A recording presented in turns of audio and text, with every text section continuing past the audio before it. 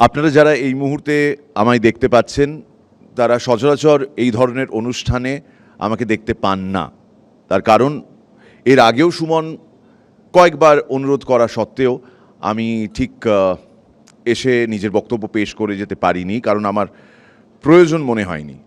কারণ আমার থেকে জ্ঞানী গুণী আরও অনেক মানুষ এই মঞ্চ ডিজার্ভ করেন এবং তারা এসে তাদের মনের কথা, তাদের বিবেকের কথা এখানে বলে গেছেন।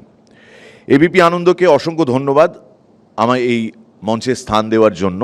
এবিপি আনন্দ এগিয়ে থাকে, এগিয়ে রাখে, কিন্তু আমি একটু পিছিয়ে যাব সুমন শুরুতেই। বেশি না, আমি বছর চারেক একটু পিছবো। যখন কোভিডের মতন মহামারী আমাদের জীবন গ্রাস করে নিয়েছিল এবং সেই সময় আমাদের সবার মনে হয়েছিল আমরা বোধহয় এর থেকে খারাপ দিন আর দেখব না। মানে এটা প্রায় একটা স্বেচ্ছা অঙ্গীকারের মতন যে আসুন আমরা আমাদের সমাজকে, আমাদের এই স্বাস্থ্য ব্যবস্থাকে, আমাদের সমস্ত কিছুকে সারিয়ে তুলি, এই মহামারী থেকে মুক্তি পাই এবং নিজের মতন করে সুস্থভাবে বাঁচি। 4 বছরের মধ্যে যে বিষয়টা এরকম হয়ে দাঁড়াবে যে আমরা আজকে কমপ্লিটলি অন্য একটা বিষয় নিয়ে আলোচনা করছি, কিন্তু একটা কানেকশন রয়েছে। যখন আমরা সবাই কোভিডের গ্রাসে, যখন লকডাউন চলছে, যখন আমরা যার যার বাড়ি থেকে ওয়ার্ক ফ্রম হোম করছি, নতুন একটা রুটিনের সঙ্গে ছন্দ মেলানোর চেষ্টা করছি, তখন কিন্তু প্রতিনিয়ত যুদ্ধমঞ্চে, এক্ষেত্রে হাসপাতালে, নার্সিংহোমে, বিভিন্ন স্বাস্থ্যকেন্দ্রে গোটা দেশ জুড়ে কাজ করছিলেন যারা, তাদেরকে আমরা ভগবান সমান বলেছিলাম। আমরা বলেছিলাম ডাক্তাররা না থাকলে আমরা বাঁচতাম না। একটা অক্সিজেন সিলিন্ডার, একটা বেড, এমন কিছু জিনিস যেগুলো ডাক্তার ছাড়া আর কেউ করতে পারবে না, আমরা এই সবের দিকে তাকিয়েছিলাম এবং তারপর আমরা সবাই প্রত্যেকেই উপকৃত হয়েছি। এমন কোনো বাড়ি সেই সময় ছিল না যে বাড়িতে কোনো মৃত্যু ঘটেনি। সেই সময় আমাদের মনে হয়েছিল ডাক্তাররা ভগবান এবং ডাক্তারদের মতন মানুষ হন না। আজকে 4 বছরের মধ্যে দৃশ্যটা এতটাই পাল্টে গেছে যে ডাক্তারদের নিজেদের অধিকারের জন্য এইভাবে লড়ে যেতে হচ্ছে। বারবার আক্রান্ত হচ্ছেন তারা এবং ভবিষ্যতেও যে হবেন না তার কিন্তু কোনো গ্যারান্টি নেই।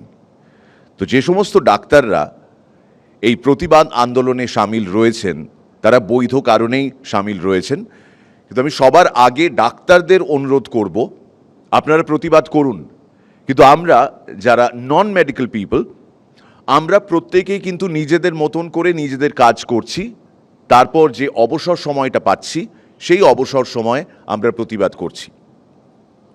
একথা সত্যি যে অনেক জায়গা থেকে এই আহ্বান মানুষ তুলছেন এবং বলছেন যে ডাক্তারদের কাজে ফেরা উচিত, কারণ গরিব মানুষ সাফার করছে, সবার প্রাইভেট হাসপাতালে গিয়ে চিকিৎসা করানোর মতন সুবন্দোবস্ত নেই। তো সেই ক্ষেত্রে তারা চাইছেন সরকারি হাসপাতালে যেতে। এবার শিক্ষার মতন স্বাস্থ্যটাও তো আমাদের গণতান্ত্রিক অধিকার। সেই ক্ষেত্রে ডাক্তারদের এই আন্দোলনের জন্য লক্ষ লক্ষ মানুষ, যেটা এই আন্দোলন যদি চলতে থাকে তাহলে কোটি কোটি মানুষ তারা বঞ্চিত হবেন, তারা ডাক্তারদের দেখা পাবেন না, আউটডোর খুলবে না, এমার্জেন্সি সার্ভিসেসও হয়তো বন্ধ হয়ে যাবে। এই সমস্ত কিছু হতে থাকবে আর এটা হচ্ছে একটা ডমিনো ইফেক্টের মতন। কারণ 9 তারিখ বা 8 তারিখের রাতে যে ঘটনাটা ঘটেছে এটা শুধুমাত্র নিন্দনীয়, নারকীয়, জঘন্যই নয়, এটা আমাদের সবার বিবেক, বুদ্ধি সব কিছুকে জাগ্রত করে তুলেছে, যে কারণে আজকে রাস্তাঘাটে আমরা মিটিং মিছিল দেখছি। তো সবার আগে standing in solidarity with the doctors, আমি ডাক্তারদেরই অনুরোধ করব যে আপনারা যদি এই আন্দোলনটা চালিয়ে নিয়ে যেতে চান, এটা আপনাদের ন্যায্য দাবি, আপনারা চালিয়ে নিয়ে যাবেন, এতে কোনো আপত্তি নেই।